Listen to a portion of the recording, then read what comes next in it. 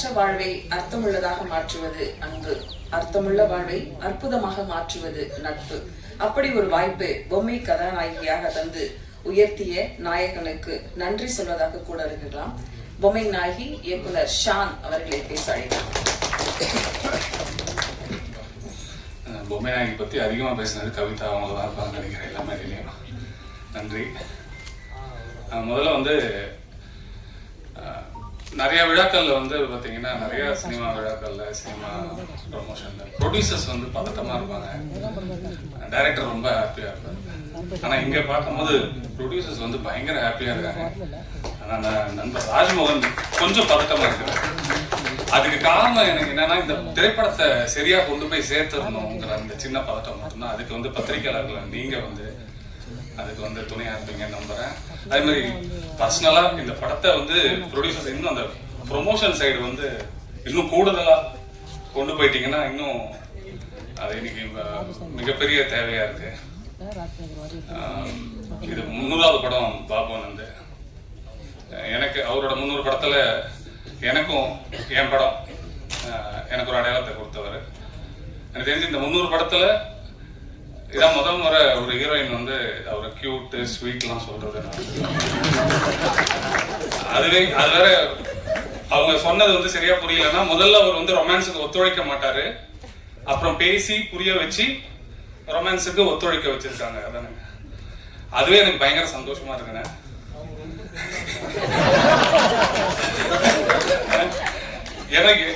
எனக்கு அவர் எவ்வளவு ஒத்துழைச்சிருக்காருங்கிறது எனக்கு தெரியும். இந்த படத்தோட ட்ரைலர் பார்க்கும் போது நிறைய நைட் சீன்ஸ் இருந்துச்சு. அது பார்க்கும் போதே வந்து நிறைய ஒத்துழைச்சிருக்காரு. இந்த படத்து மேல ஒரு பயங்கர நம்பிக்கை வச்சிருக்காரு. ட்ரைலர் பார்க்கும் போதே எனக்கு தெரிஞ்சிருச்சு. அவரோட கெரியர்ல இது ஒரு பெரிய மைல் ஸ்டோன். 300 மூவிஸ்ங்கிறத விட அவரும் சரி, நம்ம எல்லாருமே சரி, இது ராஜ்மோகன் அவர்களுக்கு ஒரு முதல் படமா மிகப்பெரிய மைல் ஸ்டோனா இருக்கணுங்கிறது வந்து இங்க வந்திருக்கிற அந்த இவங்க எல்லாரையும் பார்க்கும் போது இவரு எவ்வளவு உழைச்சிருக்காருன்னு தாண்டி எவ்வளவு அன்பு வந்து செலுத்திருக்காரு. திருப்பி செலுத்துறதுக்காக இவ்வளவு பேர் வந்திருக்கீங்க. நானும் வந்திருக்கிறேன். எனக்கு இங்க பார்க்கும் போதுதான் எனக்கு இவர் நிறைய பழகலனா கூட எனக்கு இந்த ஒரு இடம் ஒரு 2 மணி நேரம் 3 மணி நேரம் உட்காரும் போது எனக்கு அவரை பத்தி நிறைய தெரிஞ்சுக்க இருந்தது. இந்த படத்தோட விஷுவல் பிரதீப் ரொம்ப சூப்பரா இருந்துச்சு. அவர் ரைட்டர் சேத்துமான் அதெல்லாம் தாண்டி இதுல வந்து நான் கேட்டுட்டு இருந்தேன். நிறைய லைவ் லைட்டிங்கா தெரிஞ்சது அப்படிலாம் பக்கத்துல உட்காந்து கேட்டு இருந்தேன். ரொம்ப அருமையா இருந்தது பிரதீப் அவரோட விஷுவல்ஸ். முக்கியமா இமான் சார், நான் வந்து அசிஸ்டன்ட் டைரக்டரா இருக்கும்போது வெளியே அவர்கிட்ட பாட்டு வாங்கறதுக்காக, பாட்டுனா அவரு ஒரு சீடி கொடுப்பாரு, வாங்கறதுக்காக உட்காந்துருப்போம். அவங்க அப்பா அப்பப்போ டோரை திறந்துட்டு உள்ள போகும்போது அப்படியே கேட்போம் அந்த சவுண்ட் எல்லாம். ஏதாவது ஒரு லைவ் இன்ஸ்ட்ருமெண்ட் ஏதாவது வாசிக்கிட்டே இருக்கிறது, பாட்டு ஏதாவது வருதா என்ன வருதுன்ட்டு எனக்கு அந்த காலகட்டம். ஏன்னா இந்த 2 பாட்டு கேட்கும் போது கார்த்திக் நேதா சொன்னாரு, இந்த மாதிரி கார்த்திக் நேதா சார் இமான் சார் சொன்னாரு உங்களுடைய தமிழுக்கு வந்து இதுன்னு. ஆனா இந்த கரெக்டா அந்த 2 பாட்டுல அந்த தமிழை சரியா ஒலிக்க செஞ்சது எனக்கு வந்து ரொம்ப அந்த பாட்டோட அந்த இது வந்து கேட்கறது வந்து ரொம்ப அருமையா இருந்தது சார்.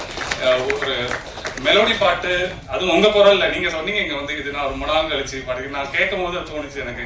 ரொம்ப நாள் கழிச்சு உங்களோட குரல் அந்த மெலோடியில கேட்கும் போது ரொம்ப ஹாப்பியா இருக்கு சார். இன்னும் நிறைய நீங்க வந்து மெலோடி பாடல்கள் பாருங்க சார்.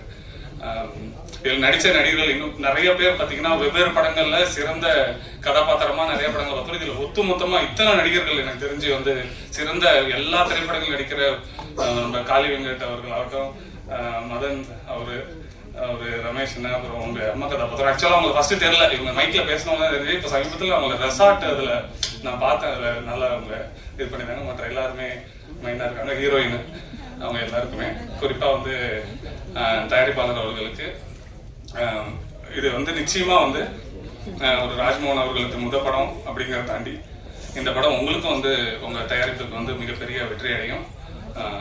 பாபுன்னு எனக்கு மறுபடியும் வந்து வாழ்த்துக்கள். 300வது படம் எனக்கு தெரிஞ்சு இது அனௌன்ஸ் பண்ணி கொஞ்ச நாள் ஆகுதுன்னு நினைக்கிறேன். இப்போ எனக்கு தெரிஞ்சு 400வது படம் ஆயிருக்கும்னு நம்புறேன். ஆயிடுச்சு 400வது படம் ஆயிடுச்சு. அந்த விழாலையும் வந்து 500, அதனால அந்த விழால வந்து பேசலாம். ரொம்ப நன்றி. 300, 400, 500, 1000 வரைக்கும் போயிட்டே இருக்கலாம் சார். பரவாயில்ல, பார்த்துக்கலாம். அடுத்ததாக நாம் பேச அழைக்கிறோம் சுசீந்திரன், எஸ்.ஆர். பிரபாகரன், லெனின், பாரதி, பிரேம் என்று பேசப்பட்ட இயக்குநர்களின் படைப்புகளில் பங்களித்தவர் டிரைவராக நினைத்தவர் டைரக்டர் ஆனவர். அடித்தட்டு மக்கள் பிரச்சனைகளை, உணர்ச்சியின் வாழ்க்கையை மக்களுக்கு உறக்கச் சொல்லி இருக்கிறார். களம் புதிது, இந்த கதை புதிது, இவருக்கு இந்த படமும் புதிது. உறுதியான வெற்றி வாழ்த்துக்களோடு அழைக்கிறோம் அறிமுக இயக்குனர் ராஜ் மோகன்.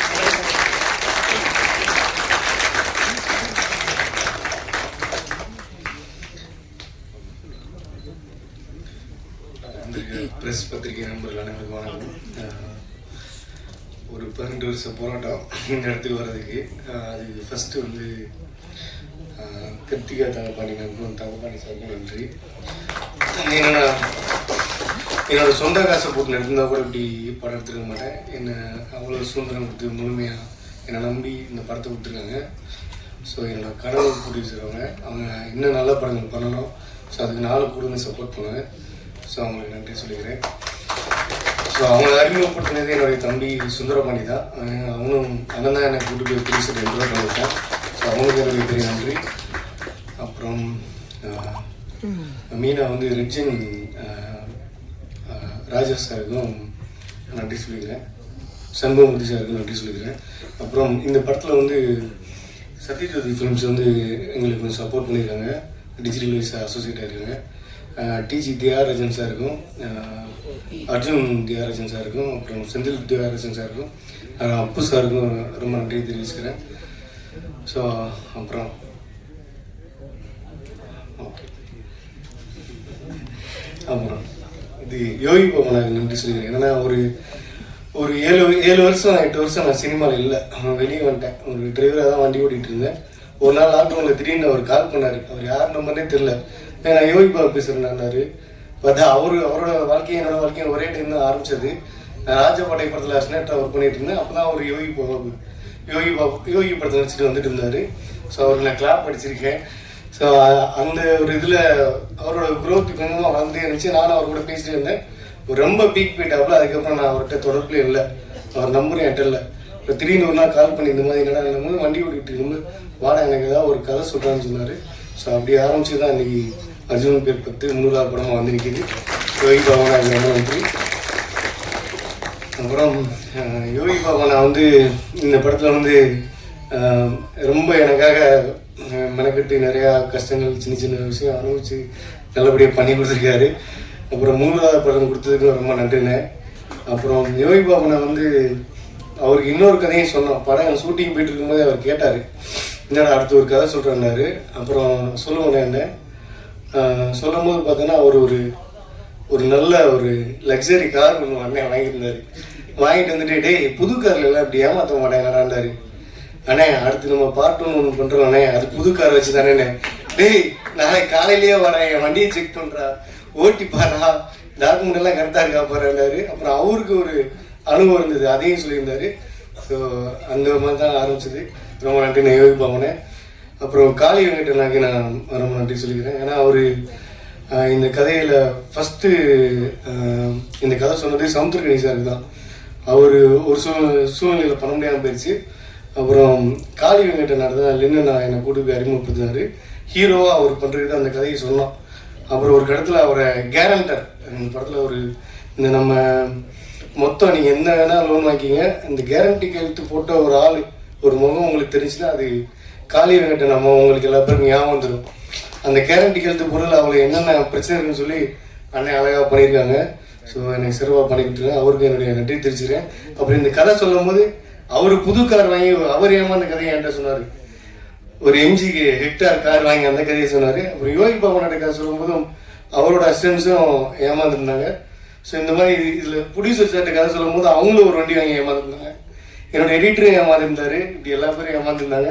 ஸோ இது நிறையா பேருக்கு ஏமாந்த கதையாக தான் இருக்கும். உங்களில் ஒரு கேரண்டி கையெழுத்து போட்டதோ, ஒரு லோன் வாங்கினதோ, அப்புறம் புது வண்டி வாங்கி நம்ம 2-3 வருஷத்தில் வண்டியை மாற்றி விற்றுருப்போம் வச்சுருப்போம். அப்படி எல்லாத்துலேயுமே எல்லாருக்கும் ஒரு கனெக்ட் ஆகக்கூடிய ட்ரெண்டில் உள்ள கதை தான். பெரிய லெவலில் பிரச்சனையாக போகாது. ஸோ அந்த மாதிரி இருக்கிற கதையை தான் நம்ம சொல்லியிருக்கோம். அப்புறம் முதல் படம் கொஞ்சம் இதாக இருக்குது, ஓவராலாக பார்த்து சொல்லிடுறேன். அப்புறம் மைனா மேம் வந்து ஃபஸ்ட்டு வந்து ஹீரோயினோட அம்மா கேட்டு தான் அவங்க நடிக்க கேட்டேன், மாமியாரா. அவங்க பயங்கர டென்ஷன் ஆகிட்டாங்க. என்னது எனக்கு என்ன வயசு என்ன பிடிச்சிக்கு மாமியாருன்றன்னு சொல்லி பயங்கரமாக கோபம் ஆயிட்டாங்க. அப்புறம் வேற ஏதாவது கேரக்டர் இருக்காங்க உங்க வேற எதுவும் கதையில் வேற எதுவும் கேரக்டர் இல்லைன்ட்டாங்க. ஸோ அதுக்கப்புறம் பார்த்தோன்னா மைனா மேம் வந்து நான் ஒரு நாள் கால் பண்ணேன், நீங்கள் தான் உங்கள் படத்தில் எனக்கு கேரக்டர் இல்லைன்றீங்களா, அப்படி இப்படி நீங்கள் எனக்கு கால் பண்ணிருந்தீங்கன்னாங்க. இல்லை மேம் கொஞ்சம் வயசு எங்கே இருக்க ஒரு வட்டிக்காரம்மா கேரக்டரு நீங்கள் பண்ணிங்கன்னா நல்லா இருக்கு மேம் வந்து பண்ணி கொடுத்தாங்க. ரொம்ப நன்றி மேம். அப்புறம் அனாமிகா அம்மிகி, ஸோ அவங்க வந்து யோகி பாப்பா வந்து ஒரு ஒரு கான்ட்ரவர்சியாக ஒரு அந்த கேரக்டரே ஒரு அந்த ஹீரோயின் கேரக்டரே இது வரைக்கும் யாருமே ஒரு சொல்லாத ஒரு கேரக்டர் தான் சொல்லியிருக்கோம். ஸோ அந்த கேரக்டர் அவங்ககிட்ட சொல்லும் போது அவங்க வந்து அதை ரொம்ப ஃபீல் பண்ணாங்க. அவங்க கிட்டத்தட்ட நிறையா பேர் ஹீரோனை ட்ரை பண்ணோம், நாங்கள் செலக்ட் பண்ணல, யாருமே நடிக்க மாட்டேன்னு போயிட்டாங்க. அவங்க ஒருத்தவங்க தான் வந்து நம்ம சப்போர்ட் பண்ணி கொடுத்தாங்க, நல்லா வந்திருக்கு. ஸோ அவங்களுக்கு என்னுடைய நன்றி. ஸோ அதுக்கப்புறம் இமான் சார் வந்து உண்மையிலேயே அவர் ஒரு குழந்தை, ரொம்ப குழந்தை. ஒன்னே ஒன்றுதான் சார், ஒரு சின்ன ஹெல்ப் சார் சொல்லுங்கட்டாருன்னா முடிஞ்சு, அவ்வளோதான். அவர் வேலை பார்த்துக்கிட்டே இருப்பார், நான் போயிட்டே இருப்பேன். நிறையா இயக்குநர்களை நிறையா ஹீரோ வளர்த்துட்ருக்கீங்க சார்.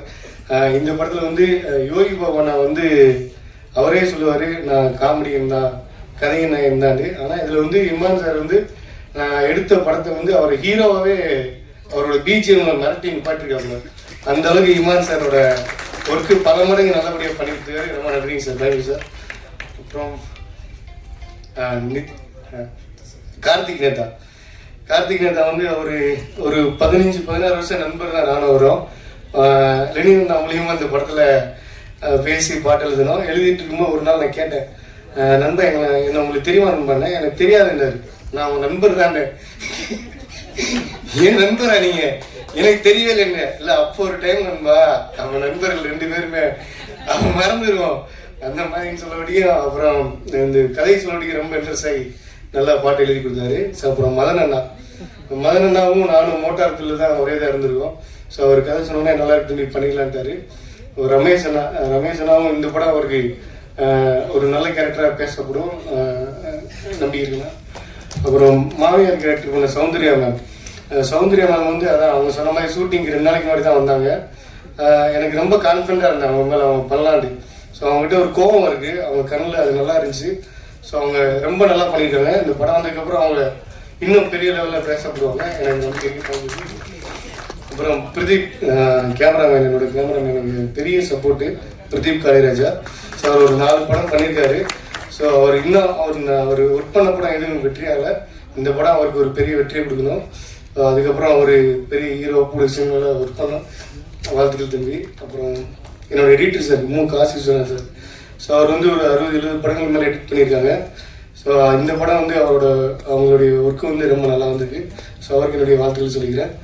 என்னோட ஆர்ட் டைரக்டர் சேகர் சொல்லி, அவர் வந்து கோட் அமரன் அந்த 2 படங்கள் பண்ண ஆர்ட் டைரக்டரு. ஸோ அவர் இன்றைக்கி வர முடியல, அவருக்கு என்னுடைய வாழ்த்துக்கள். அப்புறம் என்னோடய டீம் ஸ்னேட்ரி டீம் எல்லா பேருக்கும் சொல்லிக்கிறேன். அருணீஸ்வர், நந்தகுமார், அப்புறம் ராஜா, முரளி, மணிமாறன், சுரேஷ் அல்லையா,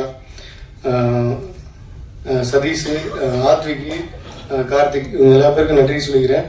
ஏன்னா அவங்க என்னுடைய அசிஸ்டன்ட் கிடையாது, இவங்க எல்லாம் சேர்ந்து என்ன டைரக்டர் ஆகியிருக்காங்க. அதுதான் இவங்க பூரா என்னுடைய நண்பர்கள் தான். நண்பர்கள்லாம் சேர்ந்து சப்போர்ட்டுக்கு எல்லா பேரையும் சப்போர்ட்டுக்கு வாங்கினா அந்த உள்ளே கூப்பிட்டு இழுத்து எல்லா பேரையும் வேலை வாங்கிட்டேன். ஸோ அவங்க எல்லாருக்கும் என்னுடைய நன்றி. அப்புறம் நிறைய யாருக்கும் வந்து நன்றில்லை, யோகி உனக்கு ரொம்ப நன்றி. நான் தேங்க்யூலாம் எல்லாரையும் லகரி முருகன் சார். ஸோ அவங்களுக்கு ரொம்ப நன்றி. ஸோ அவங்க தான் இந்த அர்ஜுன் பேர் 10 படத்தோட சாங் வாங்கியிருக்காங்க. ஸோ அவங்களுக்கு ரொம்ப நன்றி. Thank you present media. சென்ட்ராயன் அவர் வந்து அந்த பொல்லாதவன் படத்தில் வந்து ஒரு கேரக்டர் ஒன்று பண்ணியிருக்காரு. ஸோ அது எல்லா பேருமே சொல்லுவாங்க இந்த பைக் திருடன்னு சொல்லி.